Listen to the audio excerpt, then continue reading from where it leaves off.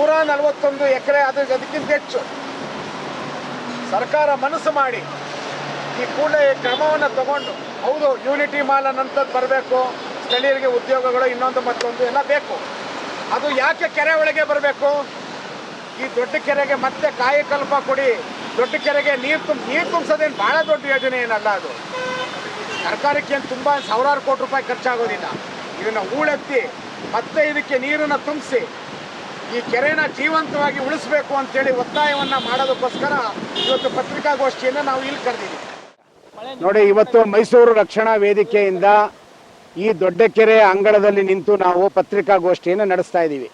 ಕಾರಣ ಇಷ್ಟೇ, ಏನು ಅಂತೇಳಿ ಹೇಳಿದ್ರೆ, ಯಾವ ಕೇಂದ್ರ ಸರ್ಕಾರದ ದೂರದೃಷ್ಟಿ ಉಳ್ಳಂಥ ಒಂದು ಯೂನಿಟಿ ಮಾಲ್ ಅಂತೇಳಿ ಒಂದು ಕಟ್ಟಡಕ್ಕೆ ಹೋದಾಗ ಪ್ರಮೋದಾದೇವಿ ಒಡೆಯರವರು ಕೋರ್ಟಿಂದ ತಡೆಯಾಜ್ಞೆ ಅಂತಂದು ಅದನ್ನು ನಿಲ್ಲಿಸಿದ್ದಾರೆ. ಅಲ್ಲಿ ಒಂದು ಶಾಶ್ವತವನ್ನು ಕಟ್ಟಡ ಕಟ್ಟೋದಕ್ಕೆ ನಮ್ಮ ವೇದಿಕೆಯಿಂದ 100ಕ್ಕೆ 200 ಭಾಗ ವಿರೋಧ ಇದೆ. ಯಾಕೆ ವಿರೋಧ ಅಂತೇಳಿ ಹೇಳಿದ್ರೆ, ನಮ್ಮ ಪಕ್ಕದಲ್ಲಿ ಇಲ್ಲಿ ನಿಂತಿರುವಂಥ ಇಲ್ಲಿ ನನ್ನ ಎಡಭಾಗದಲ್ಲಿ ಇರುವಂಥದ್ದು ಇದು ದೊಡ್ಡ ಕೆರೆ. ಇದು ದೊಡ್ಡ ಕೆರೆ ಅಂತೇಳಿ ಹೇಳಿದ್ರೆ ಇದು ಮಾನವ ನಿರ್ಮಿತವಾದಂಥ ಕೆರೆ ಅಲ್ಲ, ನೈಸರ್ಗಿಕವಾಗಿ ನೂರಾರು ವರ್ಷಗಳ ಹಿಂದೆ ನಿರ್ಮಾಣವಾಗಿರುವಂಥ ಕೆರೆ. ಇದು ಕಾರಣಾಂತರಗಳಿಂದ ಫೀಡರ್ ಕಾಲುವೆಗಳು ಅಥವಾ ಮಳೆಯ ಕೊರತೆಯಿಂದ ಇಲ್ಲಿ ನೀರು ಬತ್ತೋಗಿದೆ. ಆದರೆ ಸರ್ಕಾರ ಇವತ್ತು ಮನಸ್ಸು ಮಾಡಿ ಇದಕ್ಕೆ ಮತ್ತೆ ನೀರು ತುಂಬಿಸುವಂಥ ಯೋಜನೆ ಮಾಡಬೇಕು. ಅದಕ್ಕೆ ಮುಂಚೆ ಇಲ್ಲಿರುವಂಥ ಎಲ್ಲ ಕಟ್ಟಡಗಳನ್ನು ತೆರವು ಮಾಡಬೇಕು.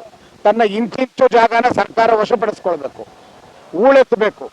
ಹೂಳೆತ್ತಿ ಈ ಕೆರೆಗೆ ನೀರು ತುಂಬಿಸಿದ್ರೆ ಇಡೀ ಮೈಸೂರಿಗೆ ಜೀವಕಳೆ ಬರುತ್ತೆ. ವಾಸ್ತು ಪ್ರಕಾರ ತುಂಬ ಒಳ್ಳೆಯದಾಗುತ್ತೆ. ಅದೆಲ್ಲದಕ್ಕಿಂತ ಹೆಚ್ಚಾಗಿ ಅಂತರ್ಜಲ ವೃದ್ಧಿ ಆಗುತ್ತೆ. ಹೊರಗಡೆಯಿಂದ ಬರುವಂಥ ಪ್ರವಾಸಿಗರು ಇಲ್ಲಿ ಬಂದು ಬೋಟಿಂಗು ಇನ್ನೊಂದು ಮತ್ತೊಂದು ಸಾವಿರಾರು ರೂಪಾಯಿ ಎಲ್ಲರೂ ದುಡಿಬೋದು.